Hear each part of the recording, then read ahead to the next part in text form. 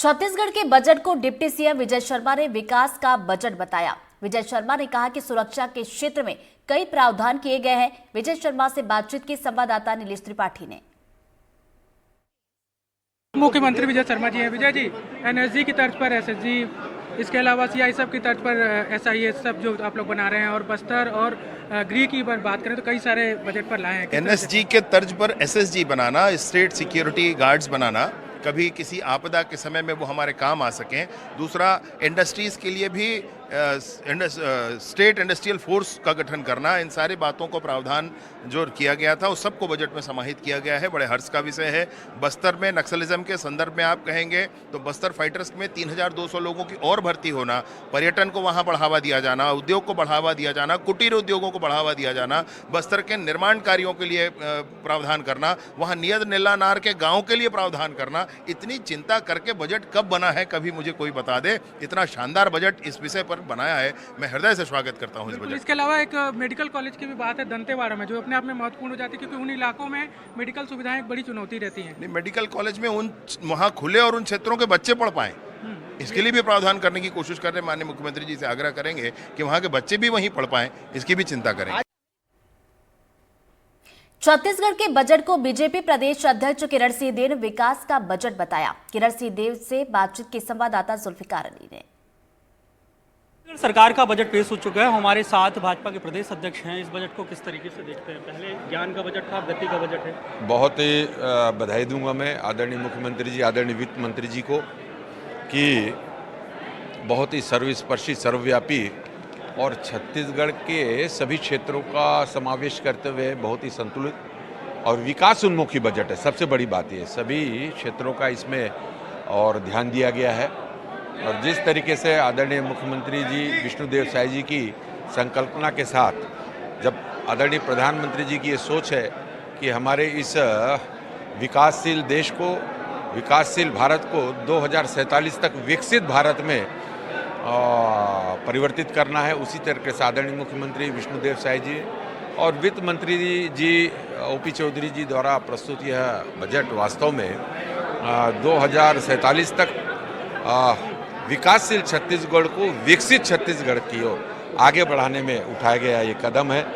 मैं बहुत ही बधाई देता हूँ सभी छत्तीसगढ़ वासियों को। सभी वर्गों का ख्याल रखा गया है, युवाओं के लिए, किसानों के लिए, हमारी बहनों के लिए, सभी उद्योगों के लिए, सभी क्षेत्रों का और विकास की संभावना इसमें परमिशन।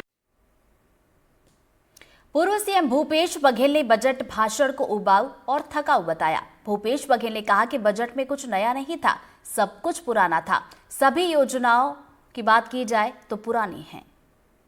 कुछ भी नहीं है, केवल पौने 2 घंटे का उबाऊ और थकाऊ भाषण था। सब पुरानी चीज है। धान खरीदी पुरानी योजना है ना। एमएसपी से बढ़ा के दिए क्या? एमएसपी बढ़ा है तो उसके अतिरिक्त पैसे दिए क्या? नहीं दिए। भूमि श्रमिक न्याय योजना वही पुराना है। आवास योजना वही पुराना योजना। ये नया क्या किए? एक भी बता दें। सिंचाई के क्षेत्र में, रोजगार के क्षेत्र में कुछ भी किए? वहीं कांग्रेस विधायक संगीता सिन्हा ने बजट भाषण को बोरिंग बताया। संगीता सिन्हा ने कहा कि बीजेपी के लोग सोते हुए नजर आए। संगीता सिन्हा से बातचीत की संवाददाता नीलेश त्रिपाठी ने। हमारे साथ हैं विपक्ष की सदस्य जो हैं संगीता सिन्हा जी, जो बालोद से प्रतिनिधित्व करते हैं कांग्रेस की ओर से। बजट को किस तरह से देख रही हैं आप? महिलाओं के लिए क्या है, या आपकी प्राथमिकताओं के आधार पर इस बजट में क्या है? देखिए, पौने 2 घंटे का बजट भाषण था। बहुत ही बोरिंग भाषण था। सब उनके ही टीम के लोग सोते हुए नजर आए हैं। और महिलाओं की बात करूं तो महिलाओं के लिए सबसे पहले तो मैं इंतज़ार कर रही थी 2500 रुपये राशि देने की, क्योंकि इन लोगों जब चुनाव हुआ था उसमें 2500 की बात की। अन्य राज्य में 2500 रुपये मिल रहे हैं, महतारी बंधन योजना, तो हम तो उन्हीं का वेट कर रहे थे, लेकिन उसको हमको निराशा ही हाथ लगा। साथ से 500 रुपये में सिलेंडर की बात किए थे। अभी देखते हैं तो 500 रुपये सिलेंडर की बात कहीं नज़र ही नहीं आ रहा है। और वैसे ही बेटी बचाओ बेटी पढ़ाओ का नारा लगाने वाली ये सरकार है। और पिछले जो बजट में 8 से 10 करोड़ की राशि था, जबकि वित्त विभाग ने सिर्फ 2 करोड़ की राशि पास किया है। तो बस ये तो लुभावना है। ऐसा कुछ भी नहीं है, पूरा निराशाजनक है ज्ञान ये के बाद गति की बात कही गई है कि पिछली बार ज्ञान की बात थी, इस बार गति की बात है, तो आप ज्ञान और गति को मिश्रण को किस तरह से देखें? ज्ञान की बात कही थी, लेकिन मुझे तो कहीं पे ज्ञान नजर नहीं आता। जब ज्ञान ही नजर नहीं आता तो गति कहाँ से पकड़ेगा? ज्ञान नजर आता तो गति पकड़ता। यहाँ कुछ भी नहीं है, सिर्फ लुभावने दे रहे हैं, पूरा निराशाजनक बजट है ये। आप दुर्ग संभाग से ही प्रतिनिधित्व करते हैं, वहाँ पे मेट्रो सर्वे की बात कही जा रही है, जो एक बड़ी पुरानी मांग है कि वहाँ मेट्रो शुरू हो।